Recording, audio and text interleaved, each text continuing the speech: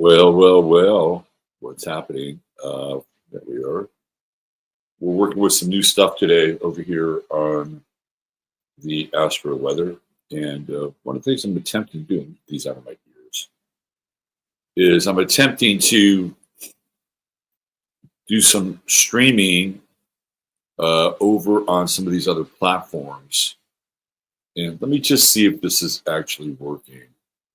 I got to go over to Twitter, see if I'm happening on Twitter. Let me see here. Live on X. Don't think so. Don't think so. Let me see if I can track something over here on Facebook. Let's see. Just quick. Let's see what we have here. Hold on. Robert Phoenix. Where's my pages?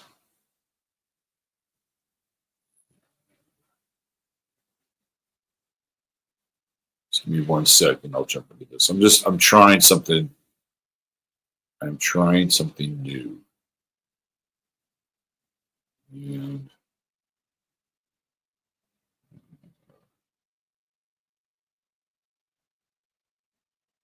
it's been a while since I've navigated Facebook. So I'm just seeing if they're streaming here on, well, I don't know. I guess I'll find out. I guess I will find out. Let me just check your friends, events, groups. Okay. All right.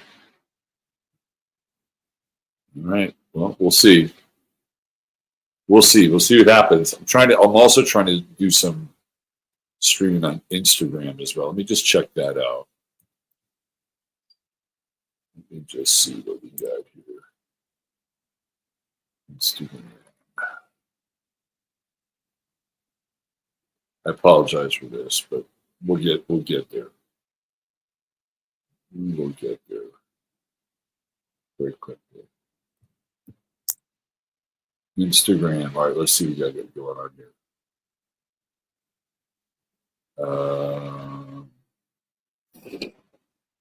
Home. No. It's me. And I don't know. I don't really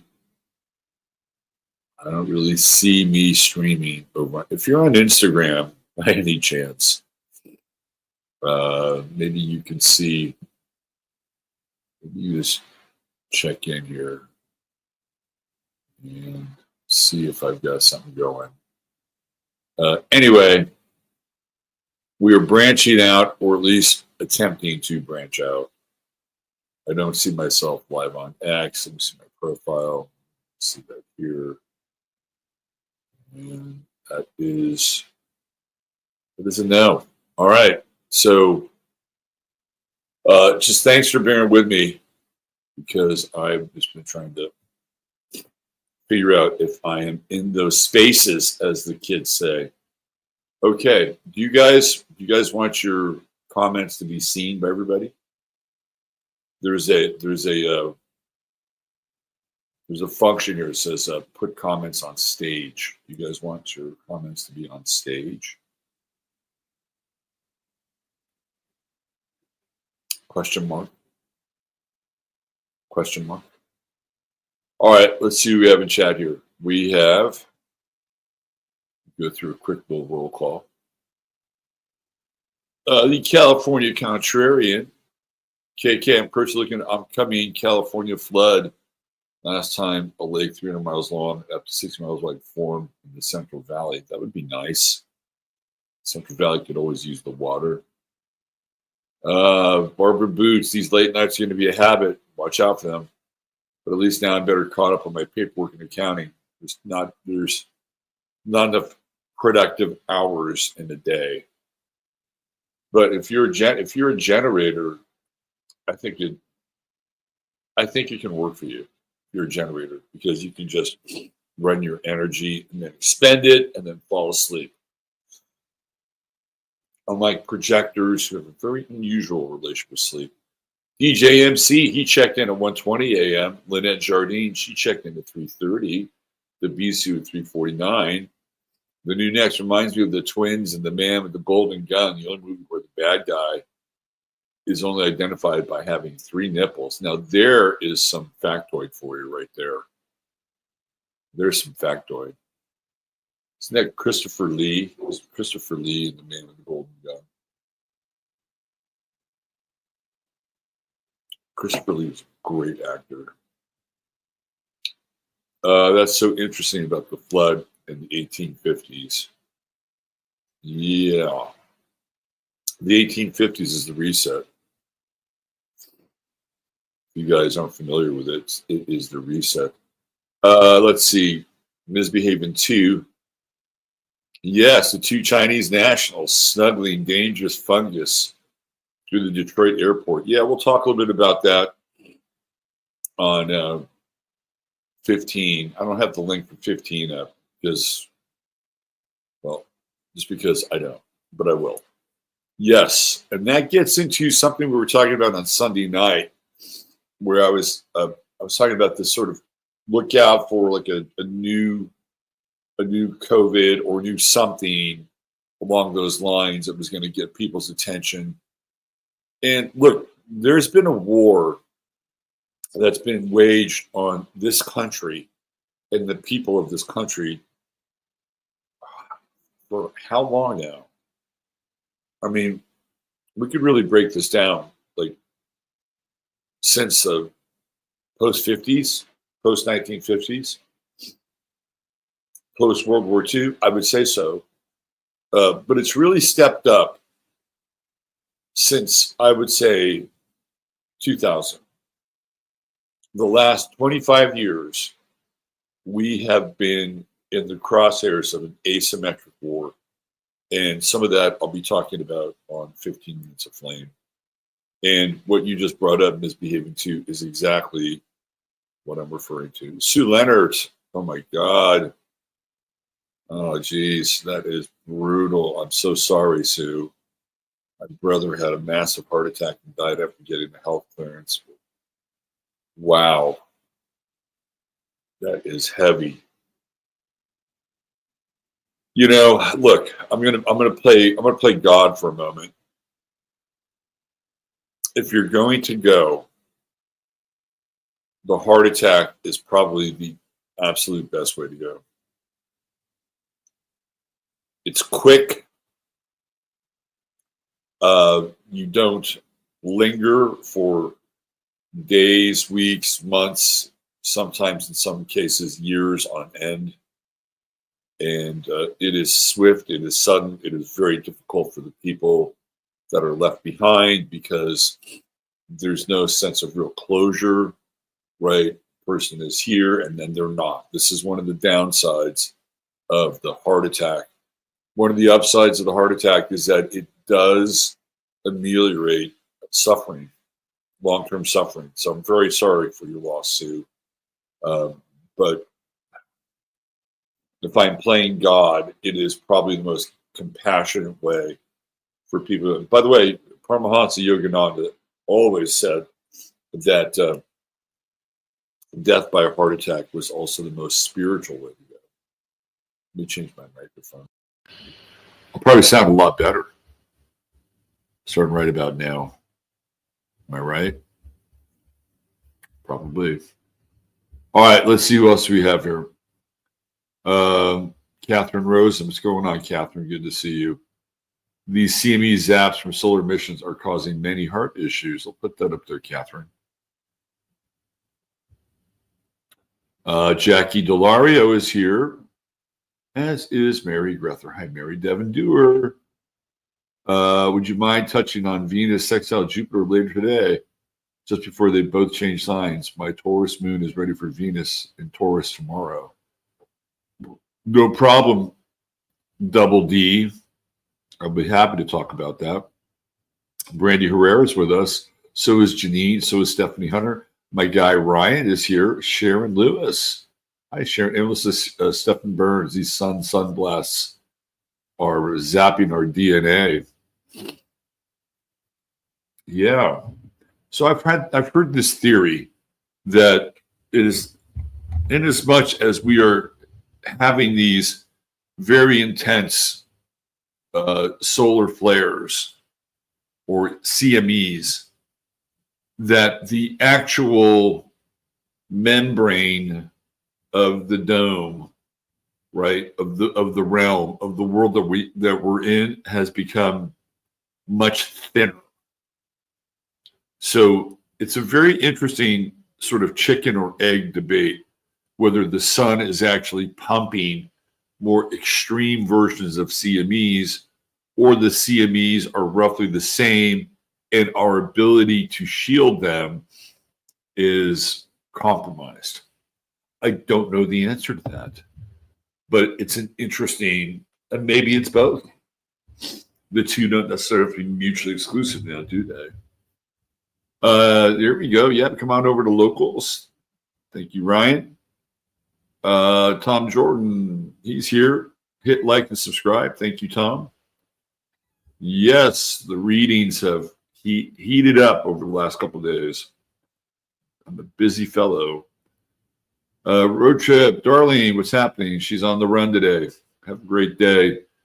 Haridas 99, sitting in front of an indoor fire. That sounds lovely, especially down under when it's your late fall, getting into winter. Yes, if you'd like to buy me a coffee for my services, thank you very much, Tom. Appreciate that. Dave Sullivan's here. There she is, the lovely and talented one, listening and driving. My guy, Neil Smith. Neil Smith, checking in. Neil, Laura E. John, hope you're feeling better today. I still see Hooch. Oh, they never leave us. I know, it's so rough. I was getting a little teary-eyed about Madhu yesterday. Sicilian Aphrodite, Diane Evans, Rainbows and Butterflies, the Knight of Cups. Glenda Davies, hi Glenda from Cardiff, Wales. Welcome to the show. Stephen, our Jupiterian is here, artist seer. Here I am, daylight savings time, Eastern time zone, Earth Dragon Hour, Wood Dragon Day, last day of Metal Snake month with lots of, it's the year of the Wood Snake. Harry Bowie. Hey, my guy Steve is here. What's up, Steve? Josie's Jazzy Jump. Liddy Lou. Big month and big transits. Jupiter is on international scope. Will square Saturn. Neptune. Lots more crises with foreigners. Aren't we all foreigners here? I think we're all foreigners. Did you like the band Foreigner? Who is a fan of Foreigner? I actually like some of Foreigner's music. I ain't gonna lie. Not all of it, but Foreigner has some good jams. Let's see who else we have here. Is Moonlight Virgo? Might be close to Robert's son. Yes. I'm feeling very emotional today. I am on FB, but not any other platforms. Moon moves into Libra at 9:30ish Eastern Standard Time. That'll be nice. Guy dances down in New Zealand. Really great for Generation Sunday show. Me, Gen X, 1966, and four Gen X kids. I would say what, Gen Z kids? Is that right? Would that be right? Would that be correct? Scrubbies is here. Hope your sister's doing better, Tamara. Maria D'Ange, Kelly B, Lana Walker, Winkler, Lana Winkler. Let's see. We got a tight group in here. Carol Moore just had some family move back home. So much to do to settle in. Haven't read any news. I feel out of the world. That's not a bad idea. That's not a bad place to be. Sometimes having too much news is a not such a great thing. Let's see. Anybody else? Sun Tzu. My grandfather, quickly with a heart attack, sitting in a chair, talking to his son. It was a blessing. My dad suffered from prostate cancer. I'm telling you right now, the heart attack is the rapid eject button, and some of the other stuff that can go on is just absolutely 100% brutal. SP Dimple's with us. What's up, SP? Noel Way. Julian Hartwell. Julian's got some new music out. Rich J is Gemini Purple. Makes more sense to me that way. Gemini is purple, and it's not purple. All right, I think we're caught up here. If I haven't shared your name, just welcome to the show, because I got to get to it. And some people complain I take way too long to do this. Oh. A second here.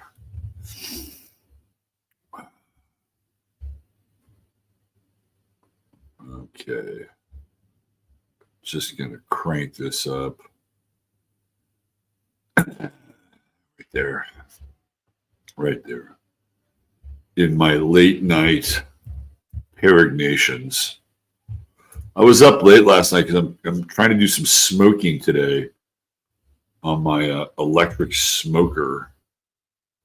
And I was up late last night putting the rub on the various pieces of meat that I'll be smoking today. So I kind of skipped a detail here. Give me one sec.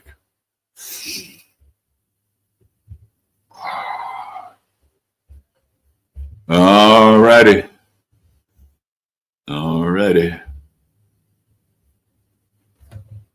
We're almost there. Let's do it. Do it.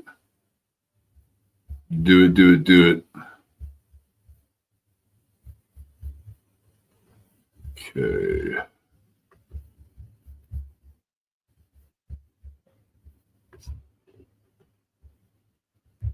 All right. Coming in for the weather. We're coming in for the weather. Oh, look at that. It's actually showing up. Oh, damn. Let's zoom in a little bit. All right. Thanks, everybody, for being here. Here we go. We got the Sun, Mercury conjunction. Mercury's separating a bit. And did anybody have an issue yesterday with criticism, self or otherwise, in the air? Question mark. I had a little bit of that going on internally yesterday, I have to say. I had to deal with a little bit of that internal critic. Although I was productive, I'm launching the new website here on the 11th, and I actually came up with a really cool graphic. Let me show you guys this graphic. I really like this graphic.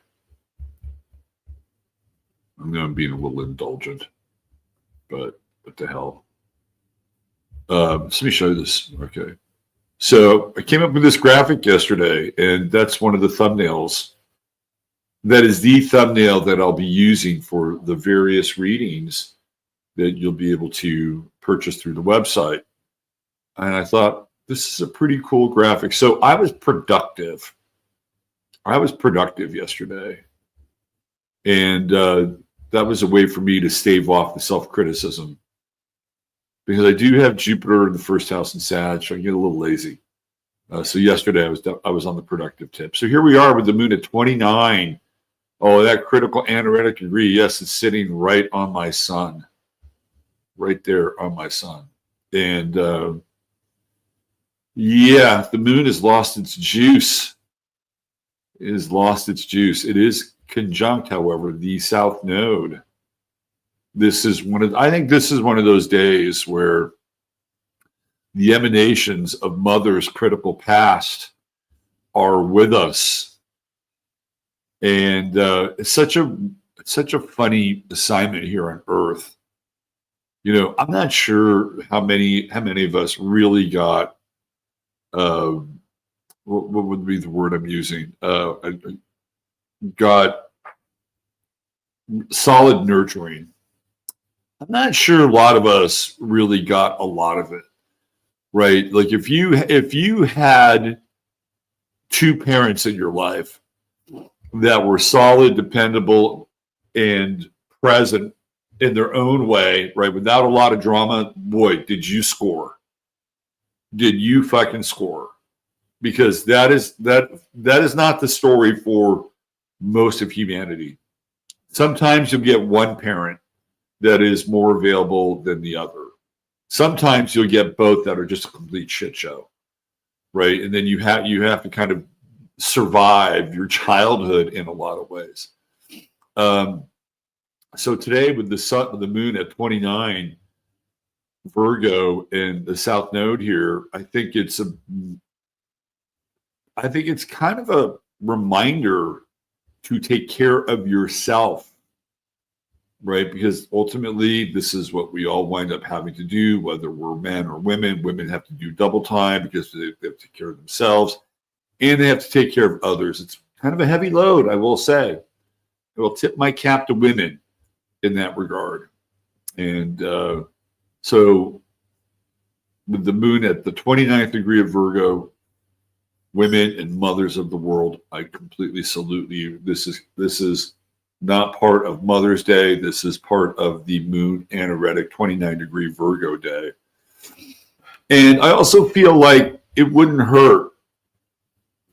It would not hurt to share a little bit, right? Like if you feel something like that, or you think that somebody could be the recipient of a few words of kindness, I think today it might go a long way, especially if people are not expecting it, right? So we have this kind of, this out of the blue streak of lightning here, the Uranus moon trine, right? Don't be afraid to, I would say, deliver a random act of kindness, because Virgo is all about service.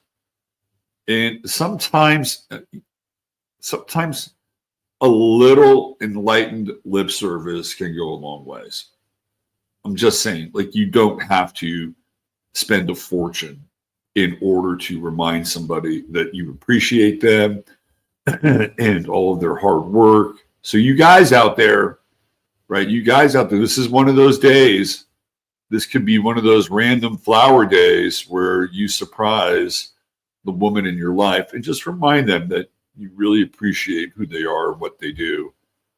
Because again, it feels to me like there's a bit of emotional starvation going on here. And people in their own lives, not even just because they're women who do double or triple duty, but people in general, like, I don't feel like, this is what I feel like this T-square is bringing out here. And I'm going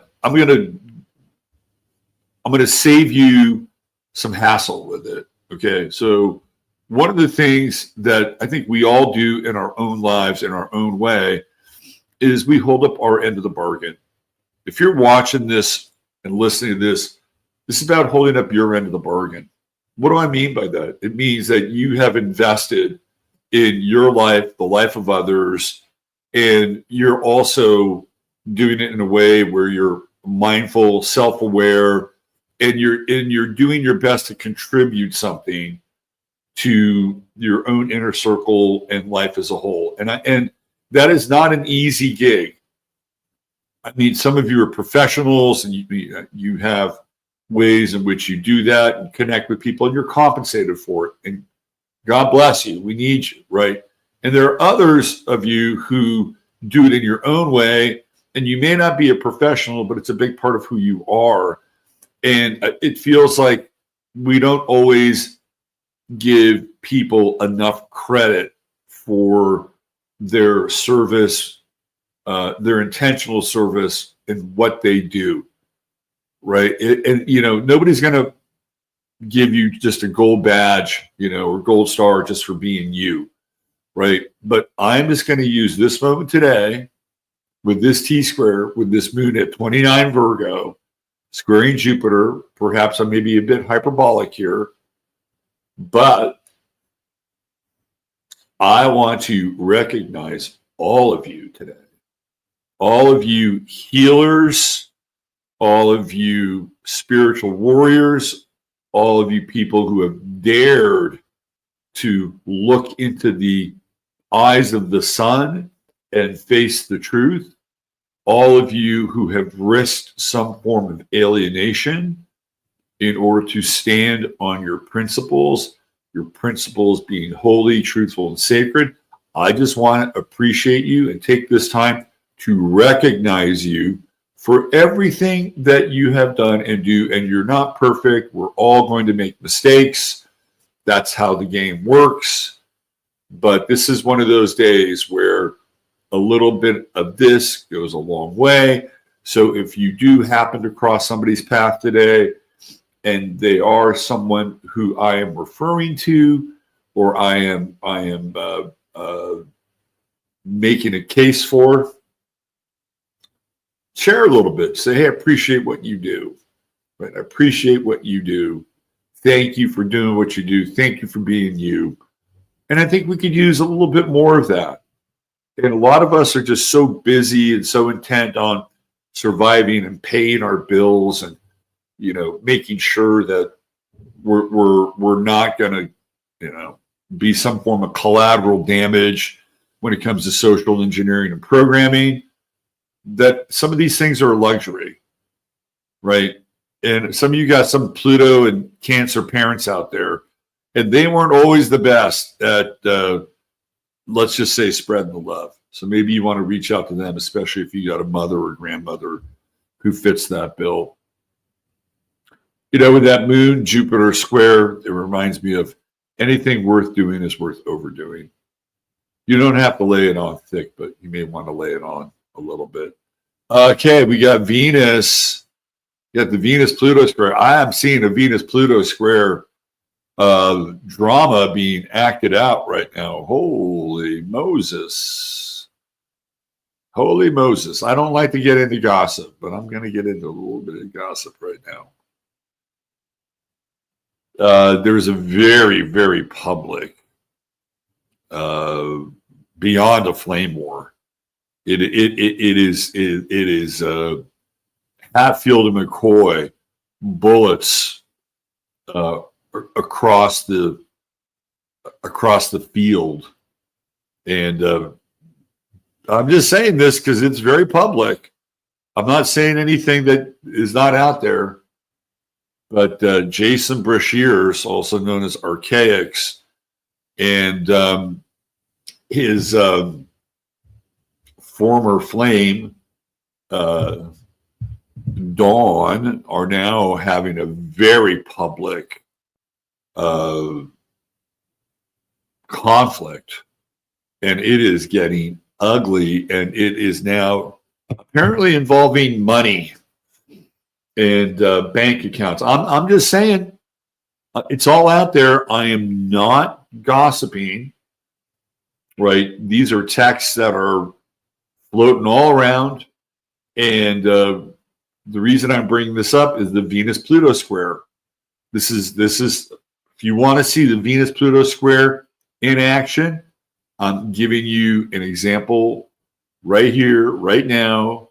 It is very much like a relationship that is roasting in hell, and it involves finances. And again, I am not saying anything that's not out there, right? This is your Venus-Pluto square, and it is a heavy, heavy, heavy square, and we're not even into Taurus yet.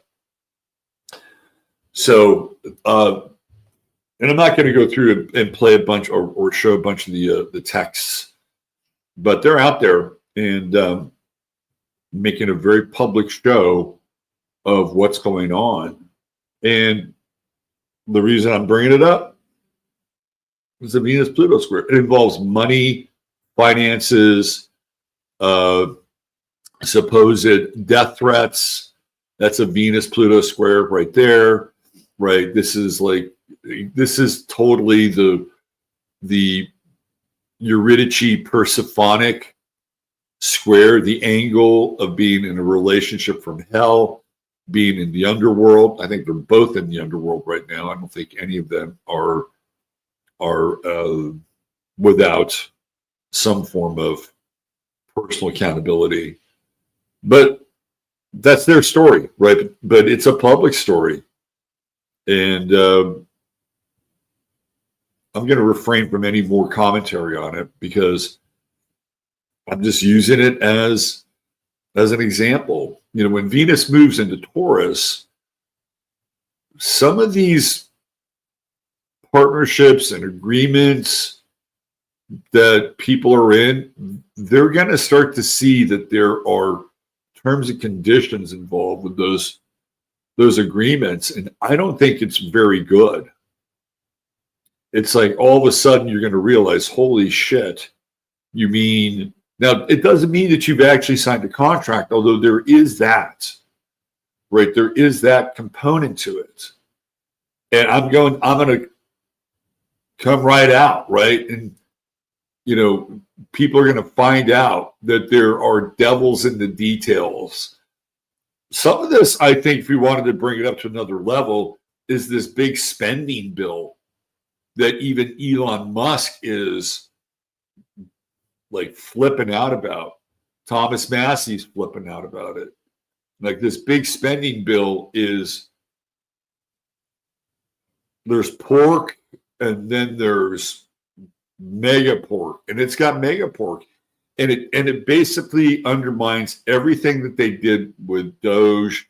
And you have to ask yourself, like, was Doge just performative? I mean, for Elon Musk, I don't think it was. I mean, Elon Musk is a cancer, and cancers tend to be very thrifty people. They look at the bottom line, right? And so in a lot of ways, he was kind of the right guy to do that.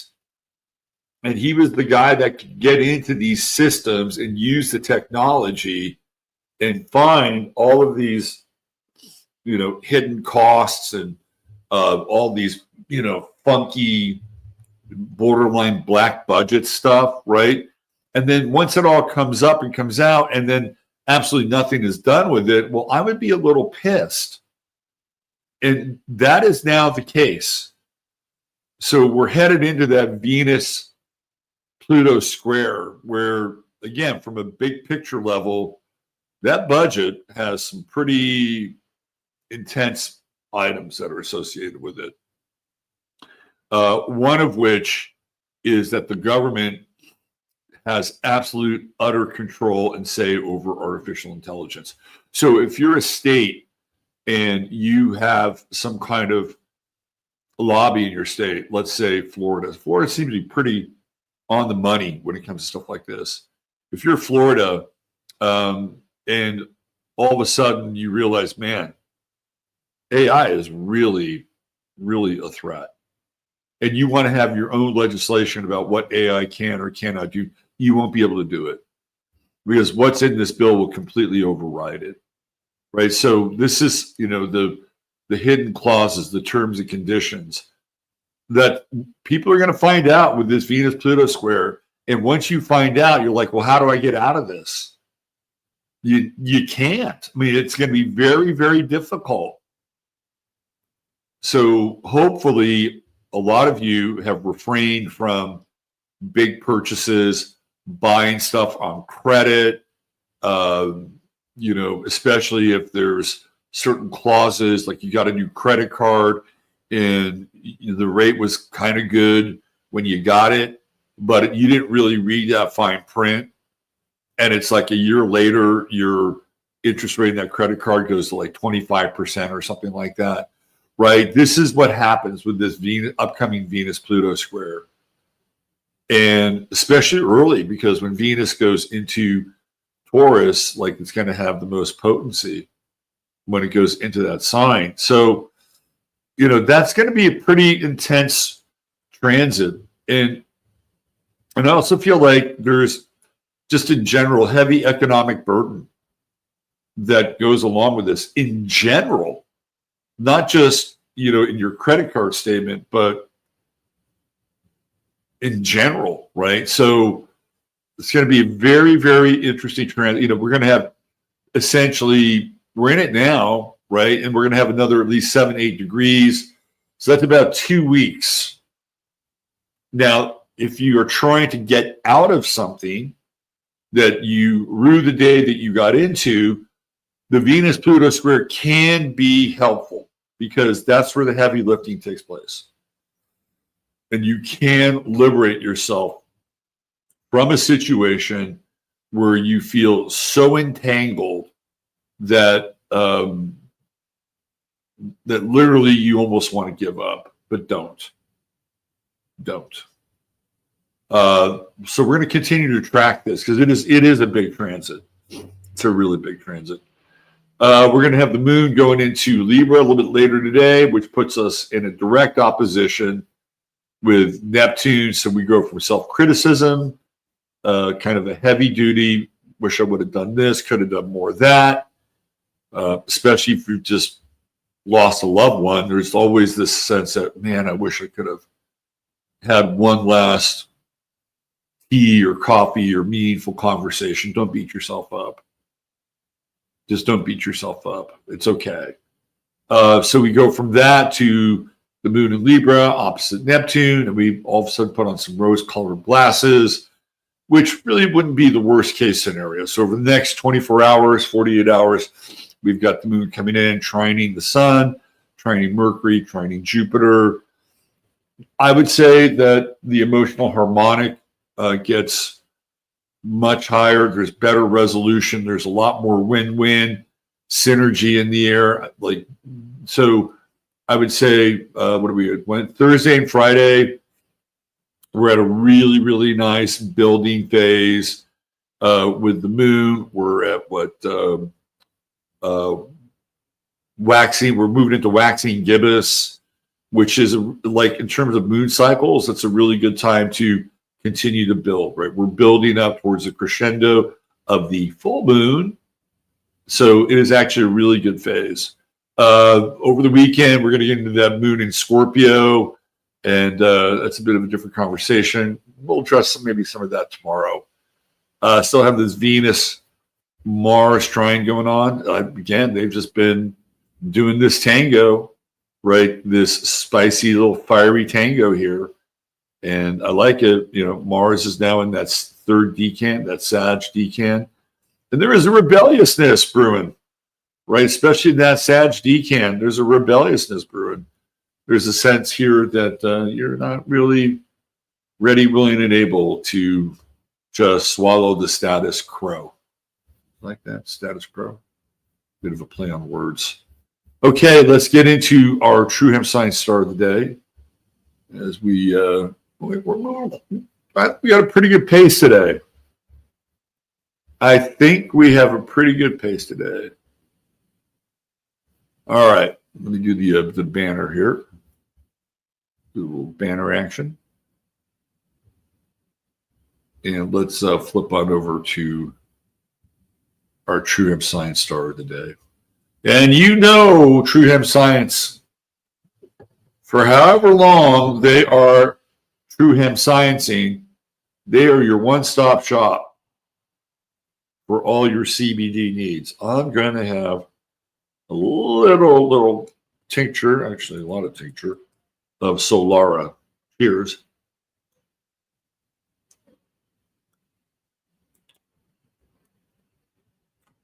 So what you want to do with CBD is you want to get into your system every day.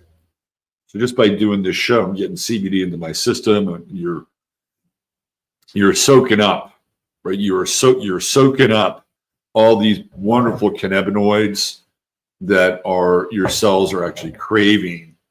And CBD helps with things like inflammation and all kinds of other little wonderful properties here. And True Hemp Science only uses the best organically sourced CBD. SB3 is still on Greg Abbott's desk. I'm sure it'll be signed at some point. So you want to take advantage of this fine product while you can. Type in 15MINS, 15MINS. You will get the goodie bag along with your order. I have myself a little Moonlight gummy last night before bed, about half. Work like a charm, helps with the sleep. There's always a 30-day money-back guarantee and $150 more get you free shipping. TrueHempScience.com, 15MINS is your code. All right, let's talk about Angie. Now, I decided to use a contemporary picture of her. This is how she's looking today. Right there. Born in 1975. And looks like she's had some work done. She's got the pufferfish lips. But I'm not so sure how well the work is working. Let's get into her chart a little bit. I think she has a really interesting chart. And you can see, like, she is all over, like, her life is all over her chart. First of all, let's start with the rising sign. Cancer rising, first house Leo. And I think she's really typical of sort of this late Cancer rising. I mean, she's a mother, right? She's had adopted kids, bio kids. Like, she's a mom.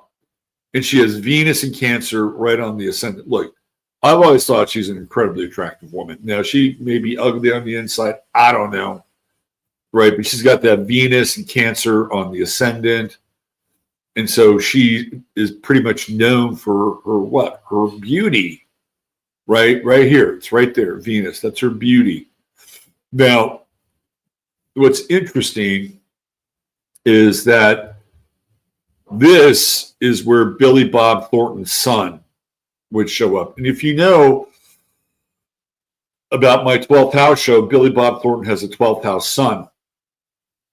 And so Billy Bob was really exposed when he was with Angie, right? He was in her first house. He was out of, like, being with her was probably more exposing than him starring in Sling Blade and winning an Oscar, right? She was on his arm.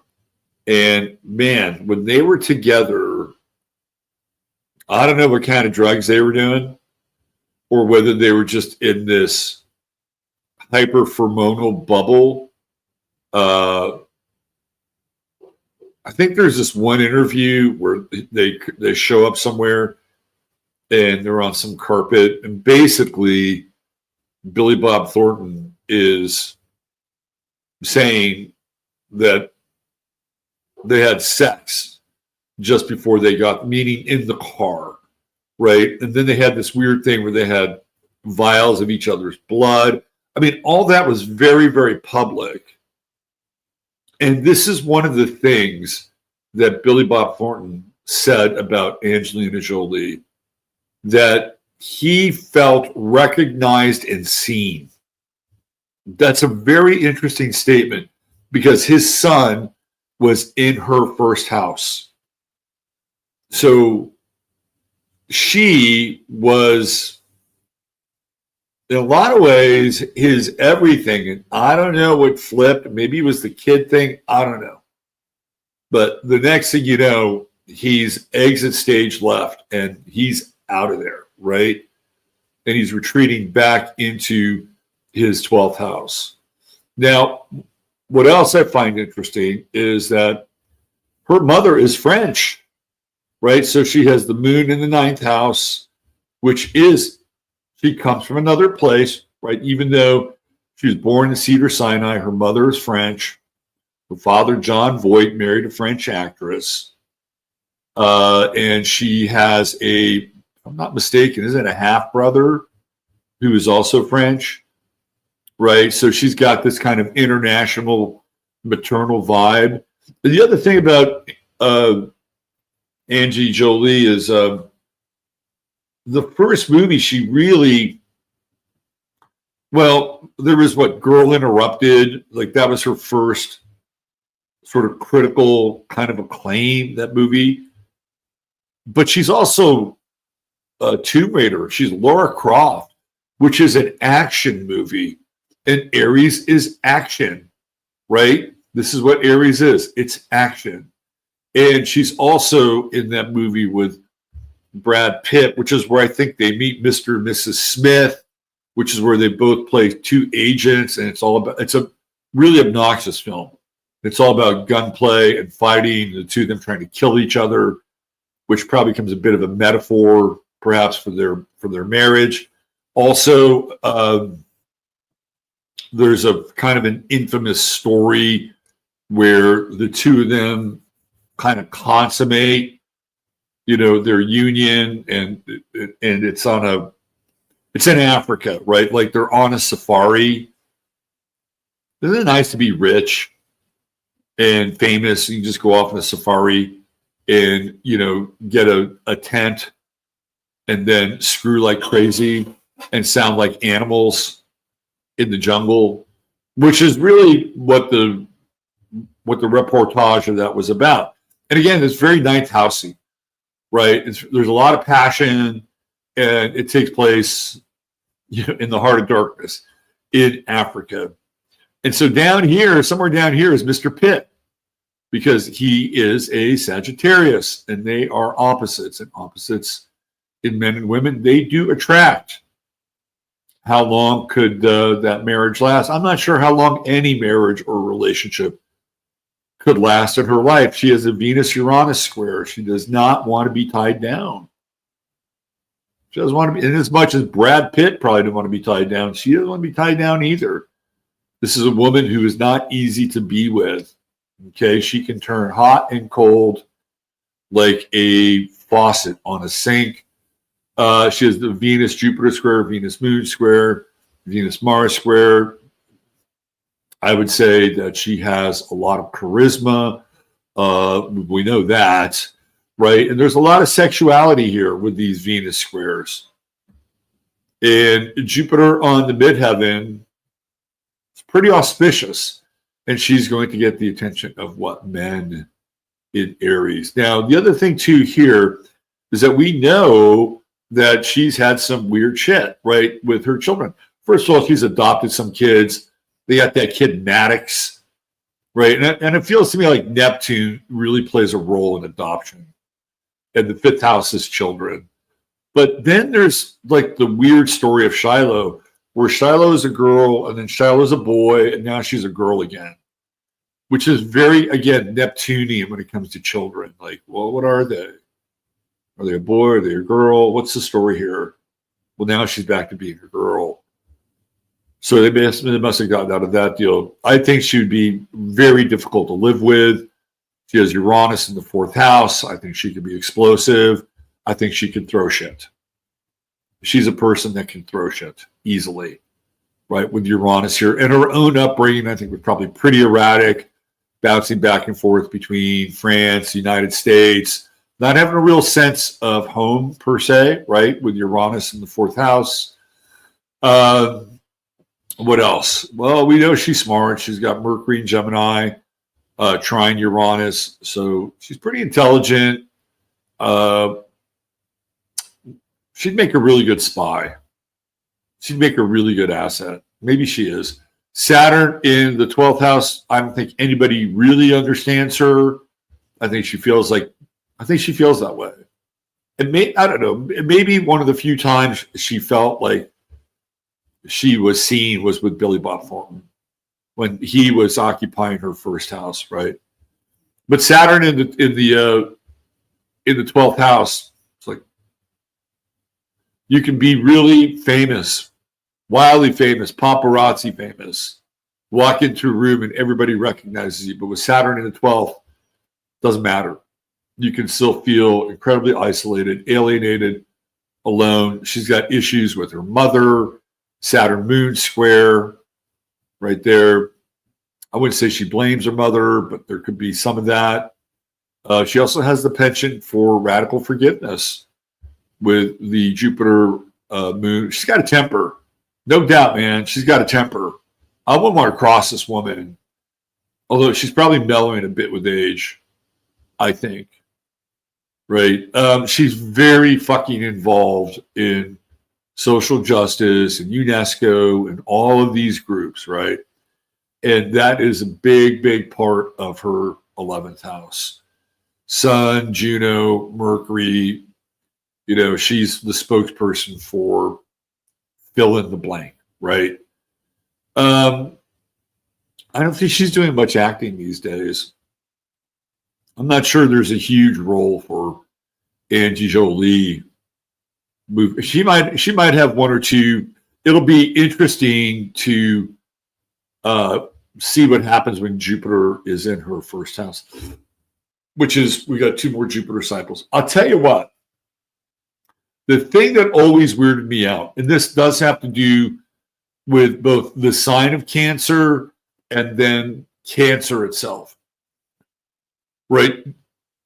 She got on this like program where they were doing all these cancer markers, and she had her ovaries removed, and then she had her breasts removed, and now has fake breast. I mean, first of all, my initial 2-4 splenic projector response was, this is bullshit.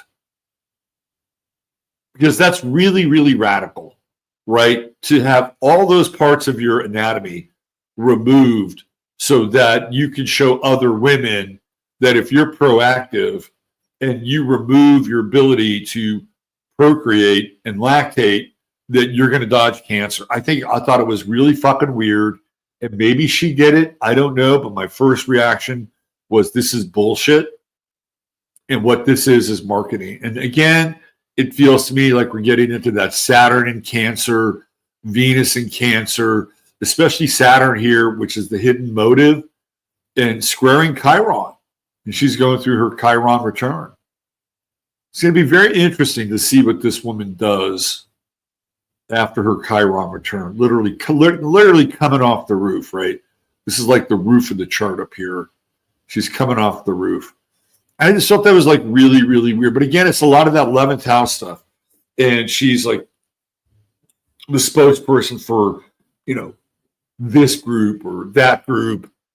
And she's got that Sun Neptune opposition as well. So that's why I think she's questionable.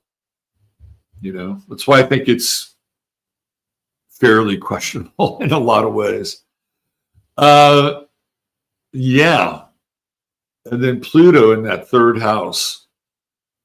There's this one bizarre story that she had an incestuous relationship with her half brother. And with Pluto in the 3rd house, siblings, it may not be that absurd or that strange. She's got Pluto definitely going through her 7th house. And I don't know if we've heard a lot about Angelina Jolie and another person or partner. Brad Pitt just came out with some statement about her. So Pluto in the 7th house, she could be going through a phase where she'll never have another relationship, or conversely, she might wind up being in a relationship with somebody that would be very shocking. So for those of you who care about those sorts of things, keep your eye on that. Shocking in the sense that it would be somebody very different than who or what she's been with. Okay, well, that does it. I hope you enjoyed today's Astro Weather. I am working on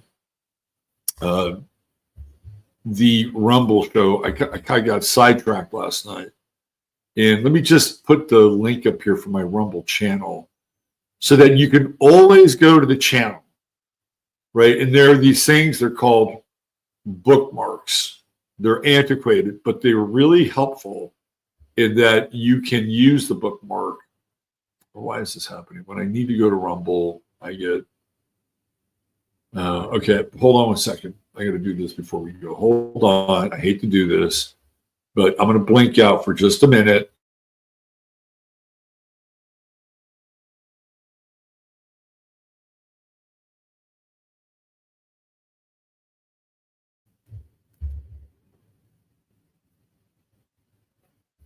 Yeah, it always works. It always works. So let me just give you right here the link to my channels. So right here, 15 Minutes of Flame. If you want to join us, I still have to put the final bolts on the show here. But if you want to join us, here's the link to the channel. Feel free to bookmark it. It's right there. And I'll be going live there shortly. All right. Thank you all for being here. I hope you found this to be educational, enlightening, and at least somewhat entertaining. All right. Until tomorrow, you know what to do. Take good care of yourself. Treat each other well. God bless. Love you all. Robert Phoenix signing off.